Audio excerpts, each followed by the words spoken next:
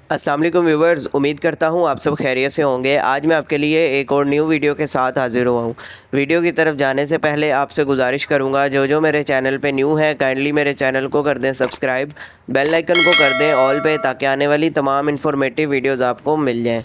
आज हम जिस बारे में बात करेंगे वो है मल्टी बियोंटा सिरप, जिसको बनाता है मार्टिनडो फार्मा। एक अच्छा मल्टीनेशनल फार्मा है। जितनी भी अद्वियात हैं आपको इसमें बड़े अच्छे रिजल्ट्स के साथ मिल जाती हैं। तो मल्टी बियोंटा सिरप जो है दरअसल मल्टी विटामिन सिरप है। तो मल्टी विटामिन का कोई एक फ़ायदा नहीं होता, बेशुमार फ़वाइद होते हैं जो कि हमारे जिस्म को ये फ़राहम करते हैं। अब बात कर लेते हैं इसकी कंपोजिशन की। तो इसके अंदर मौजूद है vitamin A, vitamin D, vitamin B1, riboflavin, vitamin B6, vitamin B12, vitamin C और निकोटिनामाइड। ये सारे जो हैं विटामिन हमारी इंसानी सेहत के लिए बहुत अहम किरदार अदा करते हैं। अगर किसी वजह से इनमें कोई कमी वाक़या होने लग जाती है तो हमारा जिस्म जो है बहुत सी जिस्मानी कमज़ोरी का शिकार होने लग जाता है।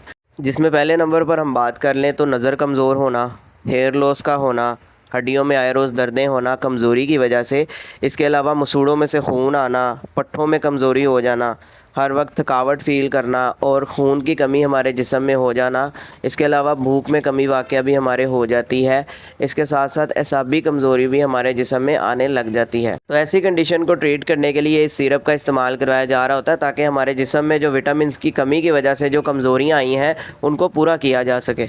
अब बात कर लेते हैं इसके तरीका इस्तेमाल की। तो 1 साल से कम बच्चे में आधे चाय वाला चम्मच दिन में 1 मरतबा करवाया जाता है। बच्चों में 2 साल से लेकर 12 साल के बच्चे में 1 चाय वाला चम्मच दिन में 1 मरतबा, और एडल्ट्स में इसका इस्तेमाल 2 चाय वाले चम्मच दिन में 1 मरतबा करवाया जाता है।